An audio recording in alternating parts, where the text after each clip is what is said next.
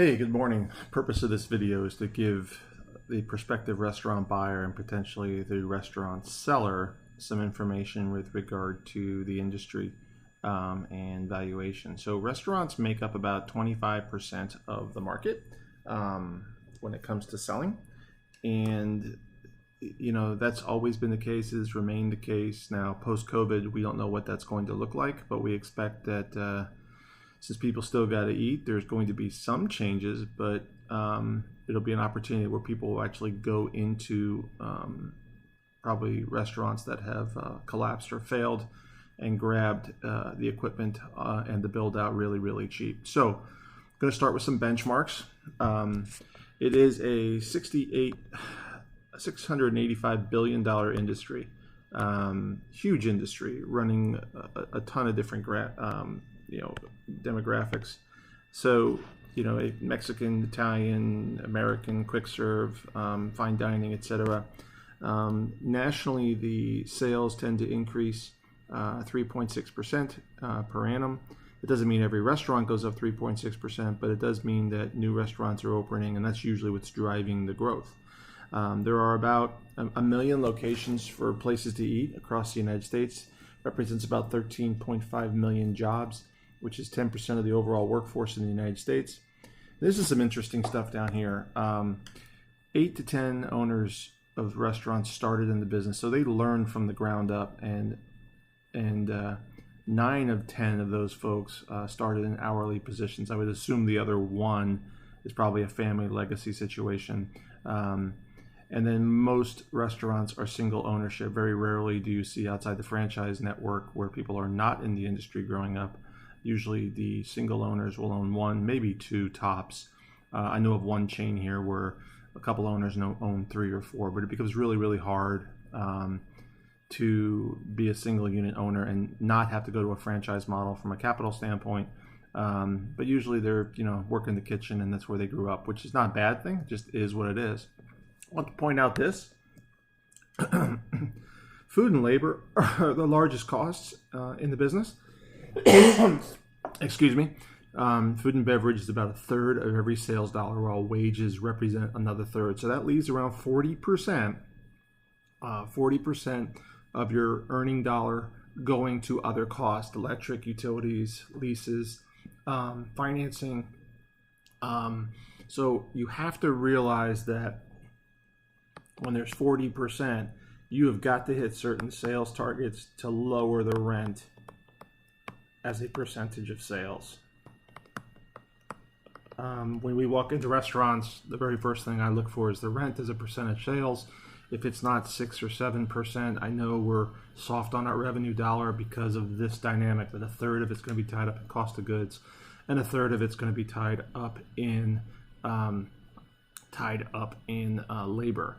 So now, think back to the McDonald's scenario when McDonald's got pressure on labor to move to $15. They really just quickly automated the process. That was probably the worst business to go after from a labor standpoint. If I was a labor leader, they clearly didn't understand the numbers involved and how easy it would be to automate the process, because the back kitchen component of a McDonald's is already really, really automated. So, some other key points. Up here, the top 3 choices, or the 4 choices of cuisine choices: Americans 45%, Italians 25%, Mexicans 21%. The 4th choice is everything else: Dominican, Latino, Brazilian. That 4th choice flows with the demographics of the local market. Why is that an important data point? If you're coming to Orlando, for example, and I've seen this happen, specifically I saw people opening up English tea rooms. The unawareness of the demand for that product was pretty small, and you just can't overcome it unless the palate choices are strong enough to drive people toward the product. So some key points for people to pay attention to right up here in the upper left hand corner: casual dining, Chili's, Applebee's, Fridays are impacted by the fast casual. Things like Panera are impacting the fast casual in such a way it's simpler, it's easier, the quality is equal, and there's no tipping in those types of operations. So, consumers are drifting to the fast casual. McDonald's is formerly the gold standard on that. of note, McDonald's owns their real estate, which allows them to kind of control one of the other cost structures that are going to become readily apparent here shortly. Franchises, they target at 15 to 20% EBITDA. So do that reverse math thing. Go over here, understand those percentages, and you have to back into the revenue numbers you have to do.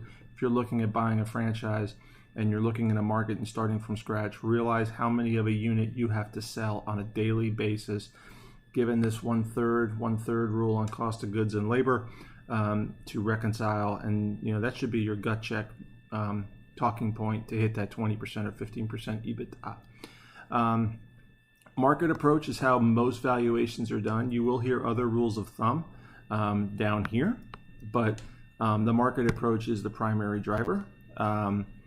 Concepts that are hot of late are food truck, burger, Asian, burritos. The margins are lower. And notice on the food truck and the Asian and the Mexican food, the type of product that's being served is really, really high margin. When you look at plates in the Asian market or in the Mexican market, beans and rice and chicken are really, really low cost items from a percentage standpoint. Subsequently, they're able to take more dollars home from that every plate. Suburbs, dinner is over by 9. One of the things I always point out to an owner is you're paying rent 24 hours a day. So every hour you're not serving food is an hour you're throwing money down the drain. Hence one of the reasons that food trucks and convenience and delivery are coming to fore. Fast food dominates the lunch sector. If you're trying to be a sit-down meal like a Chili's or an Applebee's or something like that, you've seen your lunchtime activity drop proportionately because people are working longer, so speed matters, hence the driver on quick serve like Panera. The biggest issue in the restaurant industry, no matter what you are, is the consistency of the product and the maintaining of experienced employees. Low interest rates we've seen in the last 10 years have had very little impact in the growth of restaurants and the buying of restaurants. They've remained flat in terms of volume. And that's the reason for that is that banks tend to see restaurants as highly risky. So transactions that are done, the buyers tend to have a little bit more leverage with regard to terms that are offered, recognizing an arm's length transaction. The exception being in lifestyle centers. What used to be called malls are now outdoor malls. Places like Waterford Lakes here in Orlando, those restaurants do very, very well because the consumer is captured at that location for an entire day. Rents in good locations exceed $30 a foot. So go back over here and do the backward math, recognizing the 30% and 30% that's tied up in cost of goods and labor, and figure out how many units or how many burgers or how many plates of beans and rice you got to sell on a daily basis to make the targeted profit number. Annual rent.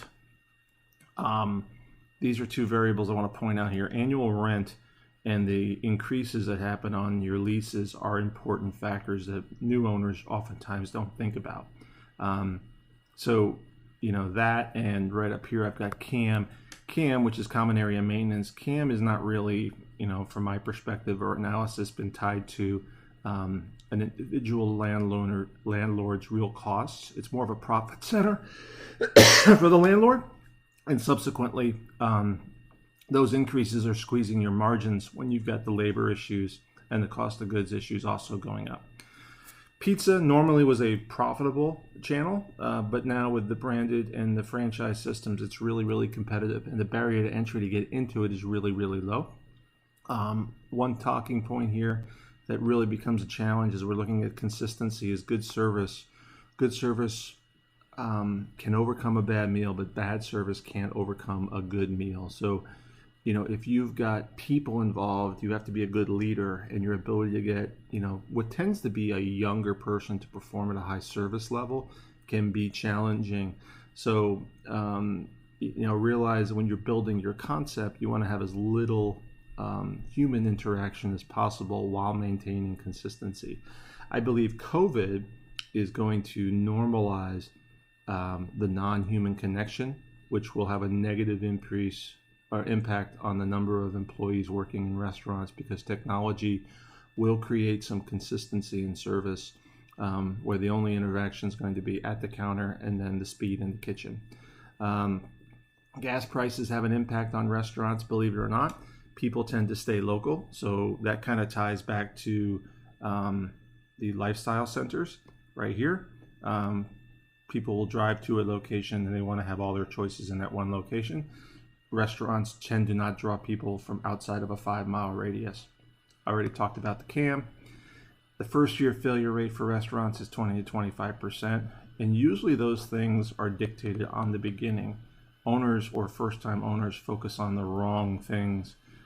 They don't know about their leasing, they don't understand the efficiency, and usually we can look at their books and records and find 5% of sales tied up in waste or bad decisions, which has a large impact on a low margin business and drives that first year failure rate. So rules of thumb, these things sell for about a 2 multiple on cash flow. 2 to 3 times EBIT, 2 to 3 times EBITDA. That has consistently been the number when things are consistent. Any questions? Give me a call, 321-287-0349.